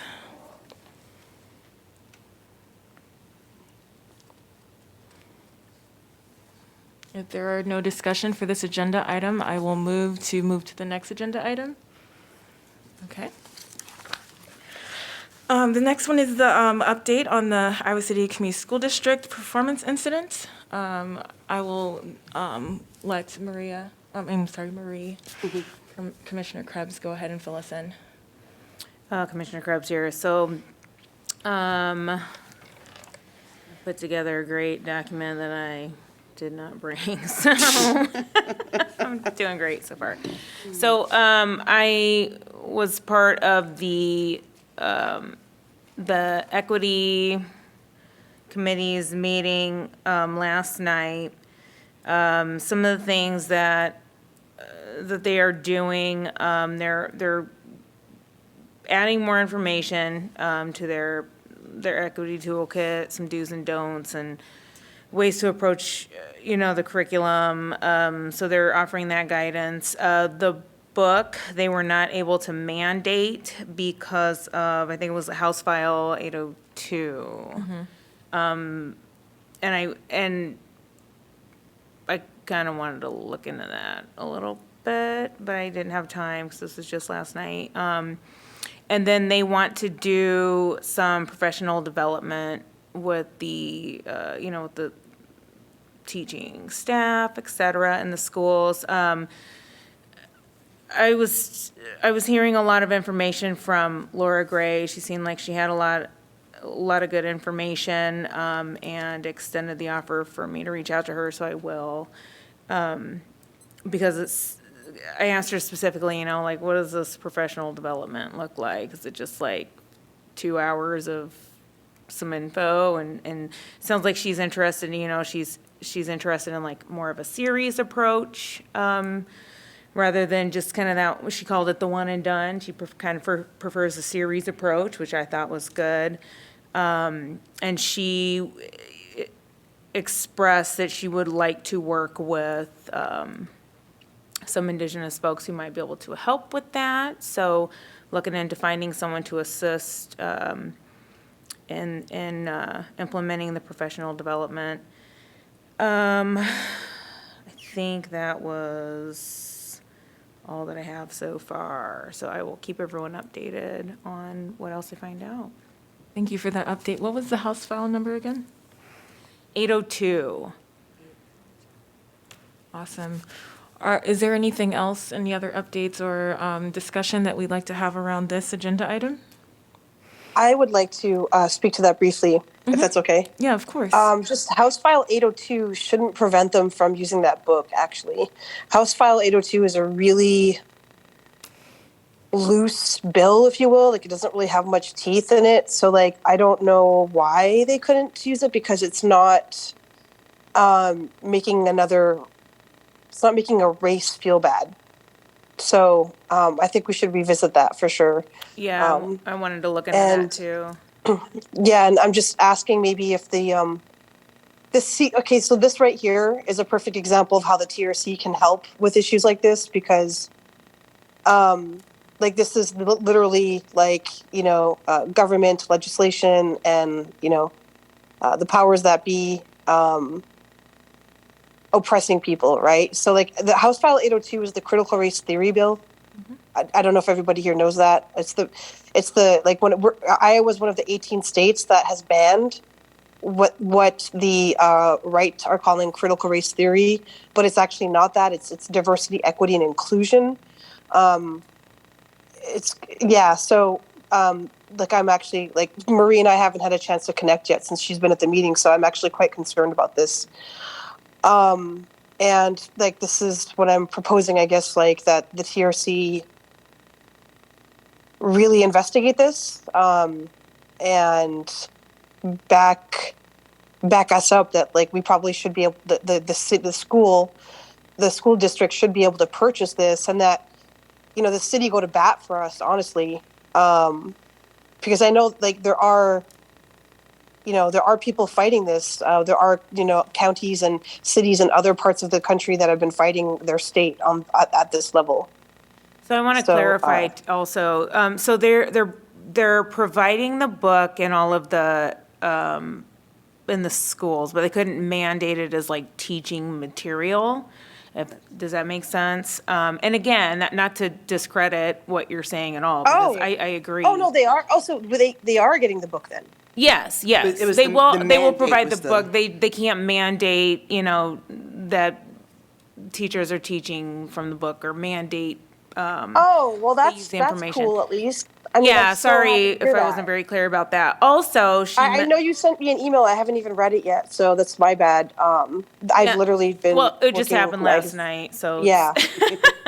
It's only so much time in a day.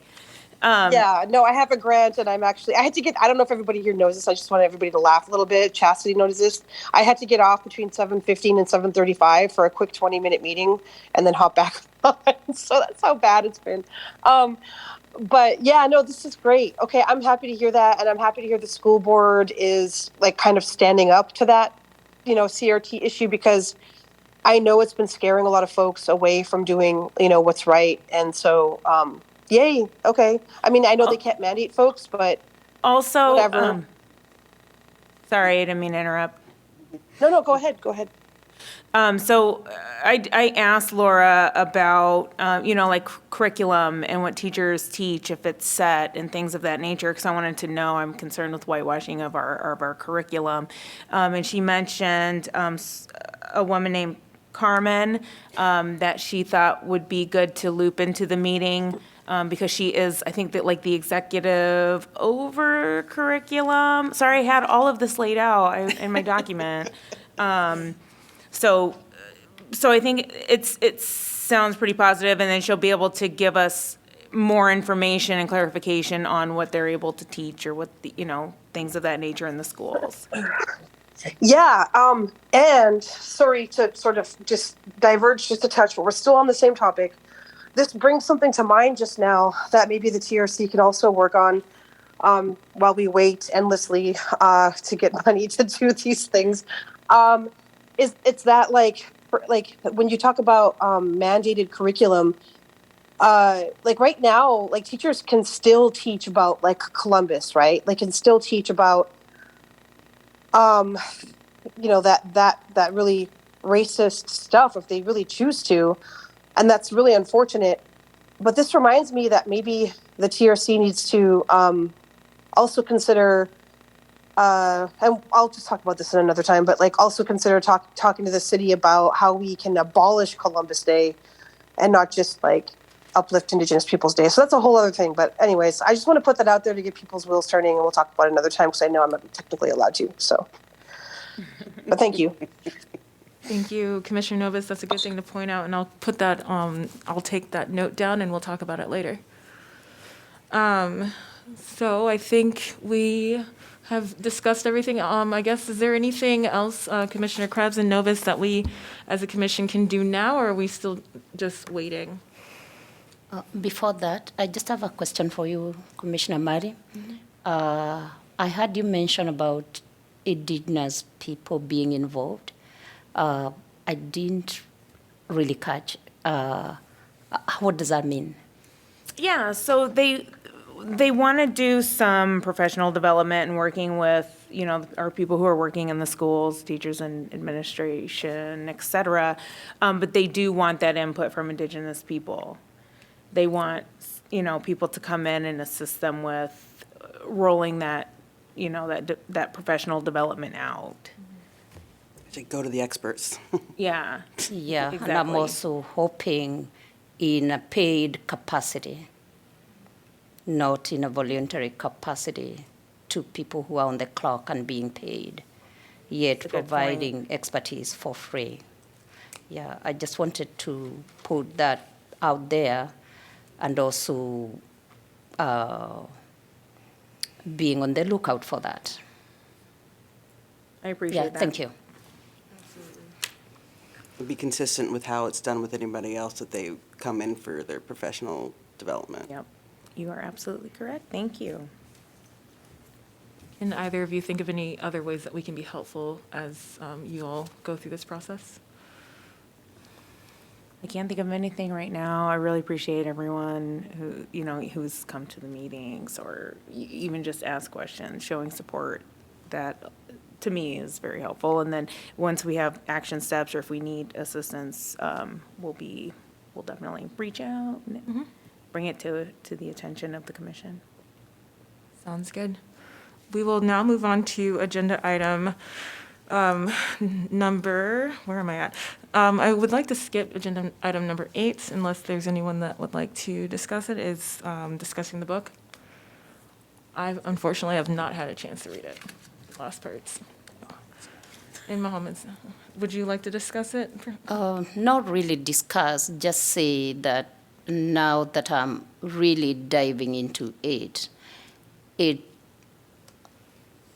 it's really hands-on, and it's also resonating with the cost that the city paid for us to go through in the 6 weeks. And also, I really appreciate even somebody paying for the manual for me, because for me, it's not just for TRC work, it's also useful for teaching and research work on the topic of social injustice. I just wanted to add that. But I'm speaking from chapter 1 and 2 as I keep diving deeper into it. Yeah, that's all that I have to say for now. That I'm excited, actually keeping me up beyond. Yeah, I'm excited. I'd also like to just step back to agenda item number 7 because I never asked if anyone in the public would like to speak on it. And just making sure that I didn't miss anyone online or in person. Okay, I'm going to go ahead and move on to agenda item number 9 and just start with Commissioner Novus so she can present this to us, and then we'll go and ask public comment. Hello. Yes, excuse me while I get up my notes. I wasn't expecting this at this moment. All right, so I know that we have been looking to uplift, Black and brown businesses, slash, projects, and all of that, and I am really impressed with what Andre Wright from Wright, it's called Wright House of Fashionette right now, but the name's going to change to something like a community center, like a culture center or something. So I'm impressed with what he's done with acquiring this piece of property where Varsity Cleaners used to be, and he's currently converting it into a community space for Black and brown folks and focusing on youth. This is a really unique project in the city of Iowa City because it's run by a Black organizer, community member, and it's meant to be a community space for all folks. So it's encompassing of all, Black and brown folks. And I feel like we should somehow utilize that space, as we move forward, for where we hold some of our truth and reconciliation meetings, for instance, some of our community meetings and such. But also, I don't know if we're even able to do this, but I think that we should try to also support this initiative fiscally, because it's just getting off the ground. It has very little funding, for programming, and it would be, in our benefit to have a space that's a safe space for Black and brown folks to be. So, I just feel like it's kind of in our purview, but I don't know if it's something that we technically can do. So I just wanted to bring it up first and see if this is something the TRC is interested in, exploring. And if not, that's totally cool too. I think I think there's some information in the packets there. So, and if not, I can read something, but, yeah. I guess I'll open it up for discussion now. Thank you, Commissioner Novus. Does anyone in the public have any comments on this? I'll open it up to commissioner discussion. This is Commissioner Merritt, and I think that I'm totally on board with you with this, and I think that once we finally get going with the contracts and actually have money, that this should definitely be one of the items that we discuss with how we want to best utilize the money that we have to support the community that we're addressing. So I think definitely want to have this one on there. This is Commissioner Dillard. My concern is favoritism, or just what do we do when other nonprofits, and I say this as a nonprofit worker, hears that we're funding organizations and 10 of them come to us? How do we decide who are we going to fund?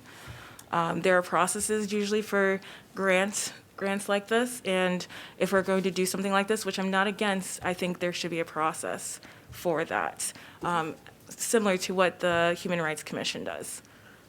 Oh, yeah. Exactly. I think that's a great idea also. And I want to say that, the reason I'm bringing this up, because I had the same thoughts as well, is that this is quite a unique, this is a unique nonprofit, right? It's serving, not just a Black community, it's or just a, Latina community. It's serving all BIPOC folks. Plus, it's a space, a community center that can be utilized where folks can go and feel safe and themselves, and where testimony may come out easier, for folks because they're in, a space that's like, for them. So, yeah, but I definitely think that that's a great idea, though. Also, putting together, in the future, like I guess, a competition or whatever you want to call it, to get grants. Yeah, and I could get behind the idea of if we were to be utilizing their space, where that would be a nonprofit organization that we're partnering with, and that would be a stipend situation because they're letting us use their space, which would still help them out. And then if it's more like programmatic wise, we would explore that grant process because I do know, I mean, again, as a nonprofit worker, I would definitely be looking to see how can I get some money too, because there's not enough in this community for everyone. Yeah, that's a great, yeah, like, so thank you for helping me break up these two thought processes I was having. Yeah, I would love the TRC to utilize the space in the future. And then also, yeah, getting funding towards, this particular entity. It's just something I think would be, a great idea. But then you're right. There are also some other groups that are working with, like, the whole BIPOC community as well. Yes. And I do have a question, Steph. Do we have the power to grant dollars like this? Not at this. I think you would have to ask for city council to allocate some of the funding for your existence to support X cause or to support X organization, so. But with what we're supposed to be doing, this could be a part of that end report that suggests that we start giving out grants specifically. Yeah, I think that's correct, and I also think, I don't think you've really revisited the budget either. And so it could be part of a budget proposal to the city council at a future date, too. But I'm excited that you brought this to our attention. I didn't really know exactly what Andre was doing in the community completely, so I think this is also great for people to see that there's another Black-owned, run and ran nonprofit in this community, serving BIPOC people. Is there any other? What would you like to see us do moving forward, Sakalis? Oh, I guess I just really wanted to just bring it up, like, we don't really have to do anything about it today, but, I guess I've just been thinking so much about spaces and how, we're in all of these, like where you guys are right now, right? Like where we have our meetings, how they have never been the people walking the halls of these spaces have never been like BIPOC folks, right?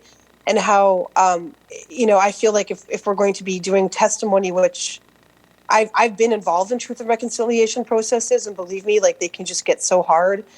And they just go so much better in like community spaces that are built like, for us. Like, like I've as an Indigenous person, I've been involved in some of this stuff, and it's like, it's better when you're like in a place where, you feel like you belong. So that was why I brought it up initially.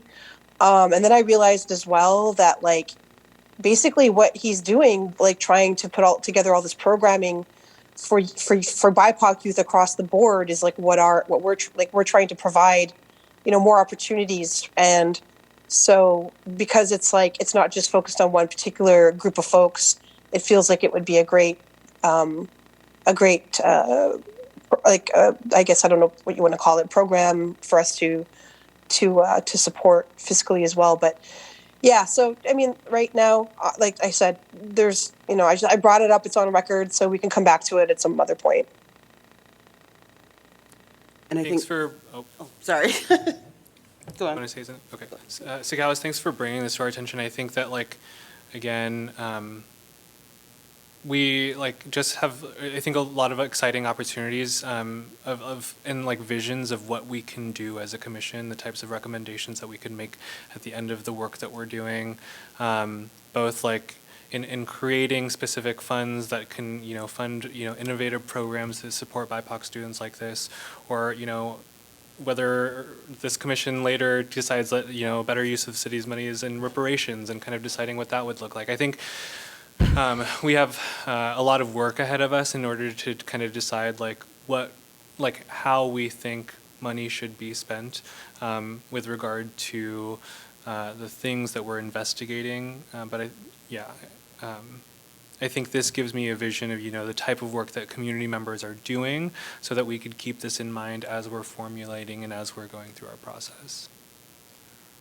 Yeah, like I'm very much a doer kind of person, so my mind just keeps moving ahead. I apologize.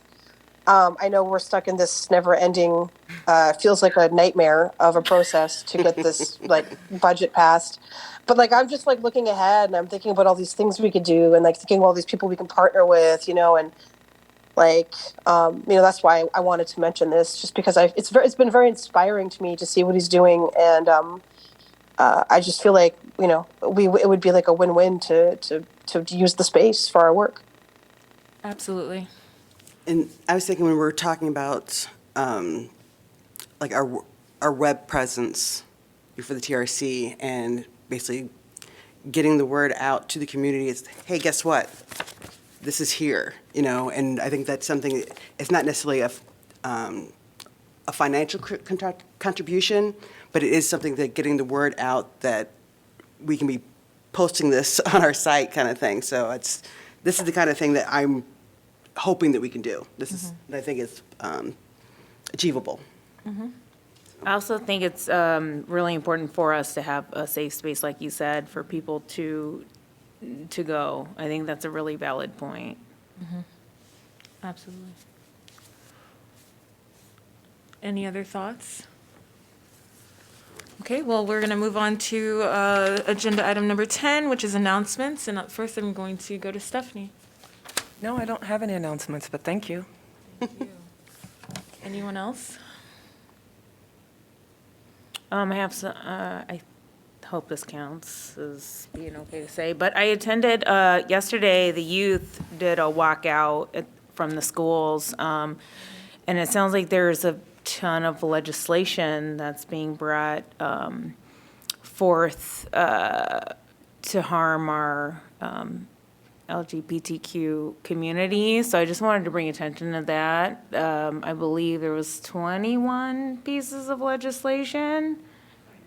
29 pieces of legislation that is focused on harming our parts of our community. So that's a big number. Just wanted to bring attention to that.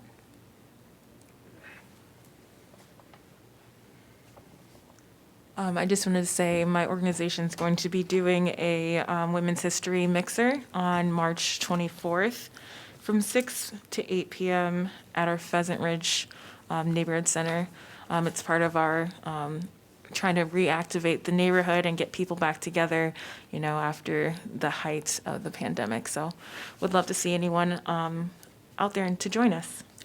What was the date? It's March 24th. I believe that is a Friday from 6 to 8. And we will be highlighting Deja Taylor, who is an amazing young woman in this community. So if you haven't met her or talked to her, I know you would love to speak with her. I would like to let everybody know that they can get tickets to Night of 1,000 Dinners. That's going to be on March 8th from 6 to 8 p.m. at Mercer Park Aquatic Center. Basically, I'm just going to read what it says here. Night of 1,000 Dinners will feature an international buffet followed by entertainment from diverse cultures and recognition of 3 local groups advancing UN Sustainable Development Goal number 15, which is life on land. And I am proud to say that Great Plains Action Society will be receiving one of these awards. And then proceeds from this will benefit the organizations plus the UN World Food Program. And there's entertainment as well. Tickets are between $10 and $25. And I should mention, so Cal, I'm glad you mentioned that. So the office is a sponsor of that. So if you, in your official capacity as commissioners, want to attend, I will send out the link either later tonight or first thing in the morning. And if you could just let me know and I can purchase a ticket for you to attend. So I'm glad you mentioned that. So thank you. You're welcome. You didn't have an announcement, but you did. I did. Anyone else? I have 3 announcements. I'm not responding to Sakawi's. I'm attending the dinner in my capacity as a member of the UN chapter here. And my other announcement, so in relation to that, it reminds me that on working on social justice, not just local, but globally. So the other piece I'm doing in September related to justice, I will be presenting in a conference where Kenyan faculty in diaspora in the US, we have an association. So I will be presenting in Georgia on the work that I do to mobilize resources to empower girls and women in Kenya to go to school, because basic education is not free in Kenya. Then the last week of May, still part of doing my piece on global justice, I will go on a mission trip through my work as faculty. We shall go to Zambia from 18th to 26th to one of the poorest villages in the country. And we shall also go to Botswana. And I shall be talking about counseling, because some people, this particular foundation we are working with, they don't have access to counseling. So we'll spend a week helping those who do not have access to counseling, giving that, doing some counselor education. I will do HIV/AIDS, teaching on that. And in relation to that, since somebody is paying for us to take any material things, I have chosen to, I do not want to use the word hygiene, female hygiene products, because products encompasses a lot of things. I want to say as many suitcases that I can take, since somebody else is paying for it. I shall take pads and underwear, because I know in my experience in Kenya, this is something I already do. Some girls don't go to school when they are on their periods because they don't have pads or underwear to hold those pads. So around our community, I will be asking for help, and if anybody is aware of any organization that does that kind of work, reach to me, but through our email, I will give more information on this, because it's something I'm excited about, because I believe justice anywhere, not just in my city, but also out there in the world. And I have the qualifications and the experience to do this piece. Thank you. Can I ask a question? You're not allowed to. Oh, sorry. Sorry. Well, maybe you can ask a clarifying question. It is a clarifying question. Are you specifically looking for pads, or can it be other items? Oh, another item is black shoes, because most of Africa, students wear uniform, and black shoes, because of the demand, the price is high. So even black shoes and other, So what I'm trying to understand, are you looking for pads specifically, or could it be tampons? Could it be the reusable cups, or just pads? Oh yes.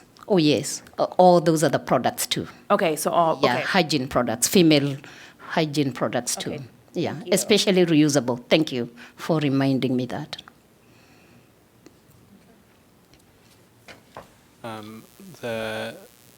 things that I just wanted to make sure that people were on people's calendars for the month were the Holi Festival, which starts on March 7th and goes into March 8th, and Ramadan starting on March 22nd. So as you know, you're working with people in your life, either at work or otherwise, just be mindful and make sure to kind of accommodate and respect some of these holy days for them. The last thing I just wanted to say, just to remind everyone, if you do have any agenda items, if you could send it to me, Lauren, or Steph by next Friday, that would be most helpful. If anything comes up after that, we can accommodate. It just helps to get it out earlier. And if you